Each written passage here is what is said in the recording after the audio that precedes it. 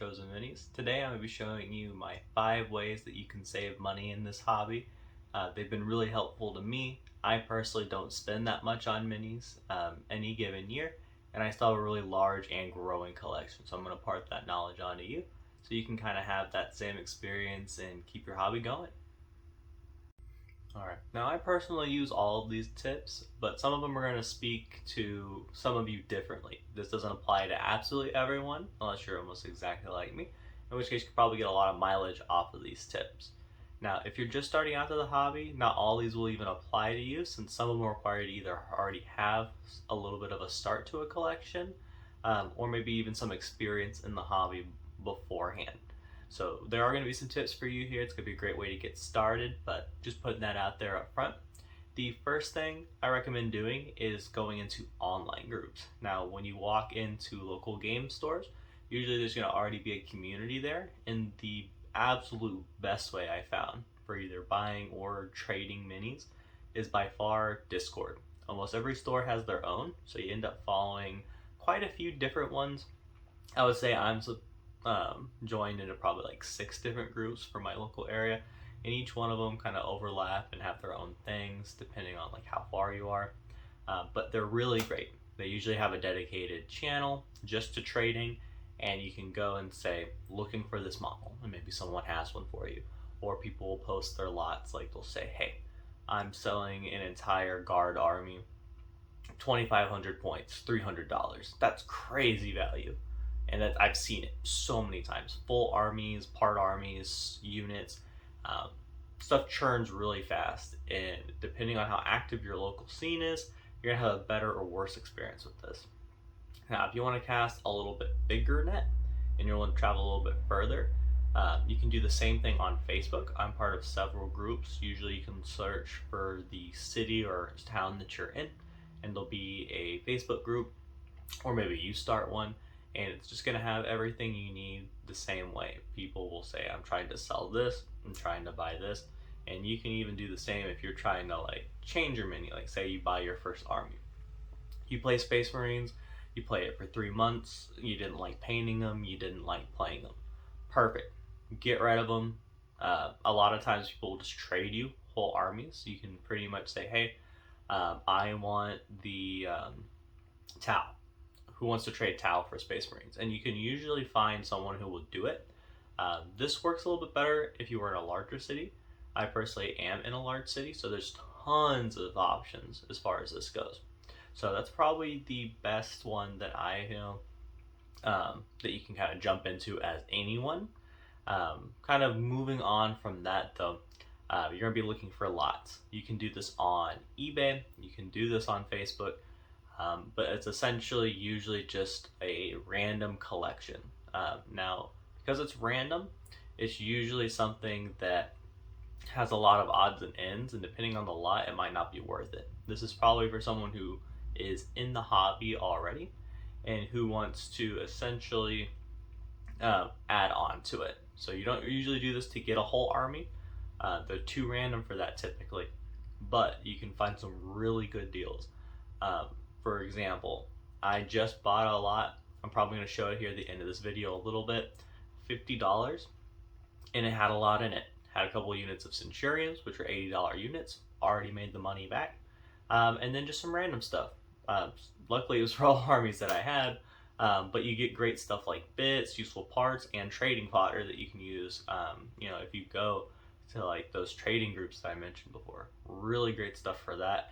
If you're purely looking for value, and you're willing to put in the extra work to either fix the damaged minis, to trade them off, that's probably going to be the most bang per buck. Typically, definitely look at the contents. Usually there's a picture of the box. If you can meet in person, you can kind of rummage through the box. Not everyone knows what they have. Don't take advantage of anyone, of course, but look out for those deals. Save yourself that precious money and time in the hobby.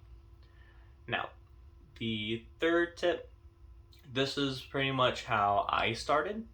I have a lot of armies. I probably have like 5 armies at this point, and I've traded a ton. I've touched so much plastic because I churned through armies, and it's because I'm a painter. I love painting. This is for you guys out there who also love to paint. and to churn out models.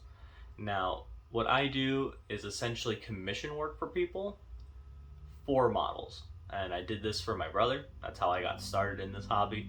I do it for other people from my local game store. And it's why I don't spend a lot of money. This is if you are willing to put the time in and you love hobbying, this will by far get you the cheapest models you're ever going to get. As long as you're paying for your paint, you keep that supplied, which doesn't cost that much. You shouldn't go through that much paint for this. And you're willing to paint people's models, typically they will either give you an unused army. Say, for example, it's like, hey, I'll paint all 2,000 points of your Space Marine list, but I see that you have this unused Chaos Space Marine army. Why don't you give me that and I'll paint it? Because commission work is hard, and they'll usually see the value in that. That's exactly what I did. I have CSM because I painted a World Eater army. It's just usually how it works. This is very dependent on your local group, though. If not a lot of people are willing to have you paint their stuff, if absolutely everyone you know is a painter, this unfortunately doesn't work. But if you're in a larger city like me, chances are you will find someone who is willing to give you models to have their stuff painted. People love painted models. People don't always have the time or skill to do things that they want. So if you're good at painting, if you're willing to put in the time, by far the best bang for your buck that I have found in the hobby. But like I said, it's a little bit more niche. Not everyone paints, not everyone paints other people's models, and not everyone has that option. So that leads us to the fourth one, also dependent on your locals, but these things typically happen and they are great. I'm referring to bits bazaars or flea markets, essentially game stores. Mine here locally, there's at least 4 places that I go to that do it, and they usually do it a few times a year or monthly. Just depends on how popular the store is and the local scene that's there. This is essentially a flea market dedicated for gamers. Not all of it is 40K. I've gone to some flea markets that are all about models. You can get models from AOS to 40K, that's like their primary thing. But I've also seen markets that are primarily mixed. So like you'll find card games, board games, 40K of course. And those are really, really good places to get models. People are just there. Basically, the way those bazaars work is they sell their model and the store gets the money, and then they get store credit based off of the purchase. So usually people are selling stuff for very cheap. People aren't trying to like get market value for their models there, and you can usually go and just get models dirt cheap. I've seen character models for $5-10, new in box. It's just something that happens. I found some of my best deals that I've purchased at these bazaars. They're just almost unbeatable most of the time. And if you have a collection and you're not able to trade and sell anything, say nothing's really moving on those Facebook groups and stuff, go to those bazaars, make a deal, have someone in the flesh look at these models who don't want to go home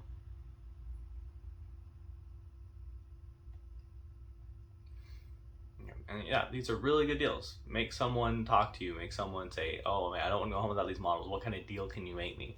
And work with them. Don't undersell your models, but by the end of it, if you have a lot of stuff to trade, or if you have like a larger item, like you're trading a whole army, you will have store credit and you can buy brand new models and hobby supplies. If you're someone who needs more paint, if you're someone who wants a new in-box model that has all the options in it, this is great for you. You can do a lot with this. I recommend going to your local shop, asking if they do this. Usually it's advertised on their website or their Discord.